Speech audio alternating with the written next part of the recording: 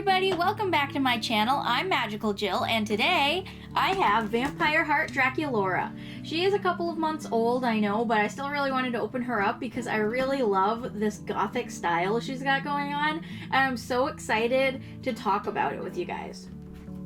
So before we open it, I do want to read the back of the box. It says, "In another time, Draculaura is the vampire queen.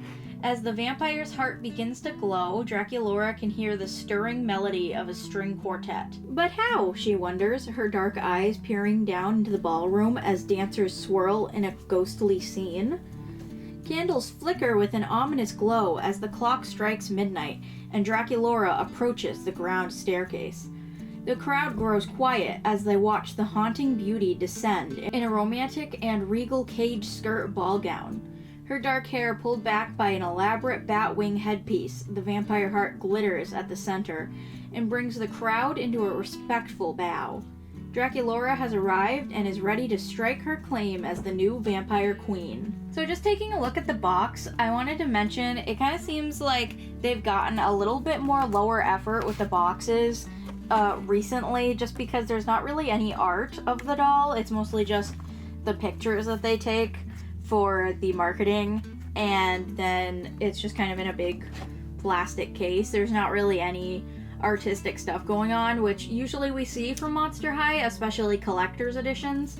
So that's a little bit disappointing. However, I do really like the cute little story they had me read on the back, and I'm really excited to open her up and talk about her. We do definitely need to talk about the hair, so we will be getting to that. Okay, so I have pulled the doll out of her plastic tomb, and Cosmo and I think she is very magnificent looking. I always think that when you take them out of the box, you can really see a lot more details of the outfit, of their makeup, just everything a lot more clearly, and that's one reason why I really love pulling my dolls out of the box, so I can really just take a good look at them. Cosmo, what do you think of Mrs. Dolly? Do you like her? He says no. So I have a few things to address. I love the outfit so much. I really love this cage ball gown type thing. It's really giving Morticia Addams. You know, like, I think a lot of people would look at this and say Wednesday. The reason I say Morticia is because it's so much more upscale elegant, and Morticia just kind of has that, like, way about her, you know, where she's a bit older and a bit more elegant, and I just feel like this is very regal and princessy, and it just very much reminds me of Morticia. Something that I absolutely love is the fact that you can see her lace tights and a little bit of her panties through the see-throughness of the skirt. I just think it's like a little bit cheeky and a little bit fun and a little bit sexy. The mold on the shoes is incredible. It's really, really beautiful. So I can show it in the, like, zoom in, but basically it's got a bat on the back of the heel, and it spirals down onto the heel part that she'd be stepping on. They're very, very beautiful and high quality looking. This dress in general is just so breathtaking. I want one for myself. I'm, like, really jealous of my doll. I really want it for myself. She's got beautiful bat earrings and this beautiful bat headpiece in the back of her gorgeous braid. I just love the braids that go back and then it goes into a long hair. The long hair is a little stiff. I would probably wash it, but I think it's really, really pretty. I just love this high collar. She has real eyelashes, obviously not like real eyelashes, but they're not just painted on, like they're actually like fluffy little things on her eyes, which is really cool. And I love her black lipstick. I think the bangs are something to be desired. In the back of the box, they look a little bit shorter and less curved, whereas these ones kind of curve into, I guess, almost a heart. I think that's what they were going for, is like they're trying to make her bangs into a heart. I don't know how I feel about it. I kind of like them. I also kind of don't. It's giving 90s, like Leonardo DiCaprio. That's kind of what I feel from it. So you may be wondering, with a big, beautiful dress like this that's made out of plasticky material, why would she need a stand? Well, the plastic's not stiff enough to have her stand up on her own unless you tilt her, and her legs are a bit longer than the dress because she has such high heels on. So they gave you this. I like to call this the crotch grabber, and it's terrible. Why is it terrible? So they put these really thick panties on the crotch area, so it's really hard to get this on. It's supposed to go like in between butt cheeks. I'm not kidding. It's supposed to go in between the mold of the butt cheeks of the doll, but it doesn't really fit correctly because of the fact that she's wearing clothes under there. And then like there's a whole lot of plastic, like extra plastic in this thing. Here, we can look up her skirt for a minute.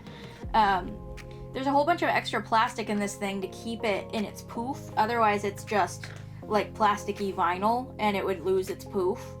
So they have a bunch of plastic in here that you're not supposed to take out. So it's incredibly hard, almost impossible, to put this on her and have her not like wobble off of it. So I got this generic stand. I bought these off Amazon for my Barbies. It's not like the best in the whole world, but I put this around her waist. This is my solution anyway. And I like moved her shawl out of the way because I love her shawl. So obviously it's gonna push a little bit on the back of her dress, so she's gonna have to like stand backwards, I guess, a little bit. But I feel like that's a better solution than whatever the heck this is, because we can try to get it on, but it's just not, it was not working for me when I was doing it off camera. So like you gotta shove it like kind of crudely onto her, and then she just kind of wobbles. How do we get this on? Okay, like maybe, see, this is terrible. How is she supposed to stay on like this? Like what? I got her to stand like this without a stand at all, and I feel like this is your best bet for displaying the doll, because this stand's fine, but you have to kind of squish the back of the dress.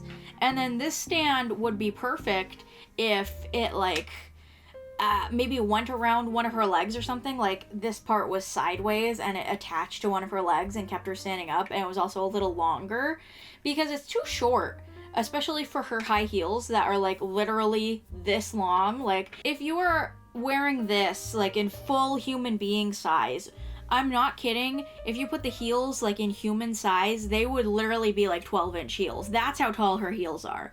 Like in the scale of Monster High, they would be like 12-inch heels. So I feel like this should have been longer.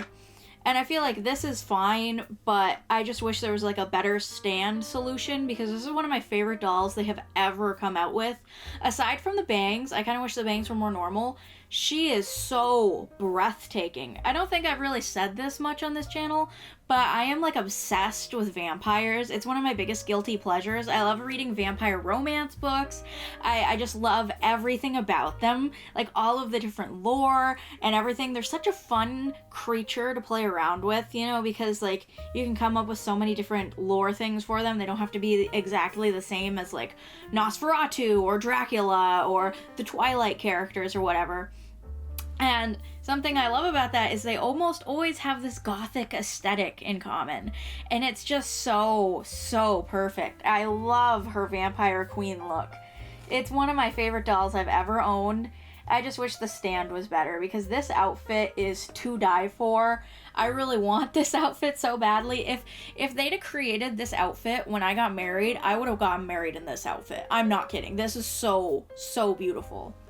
Anyway, thank you all for coming to my TED Talk about this doll. I obviously have some very strong opinions on it. I really want to hear your opinions in the comments, because I'm sure I could go on for another 20 minutes about certain things I would add, certain things I would get rid of. However, I just love the doll the way she is for the most part.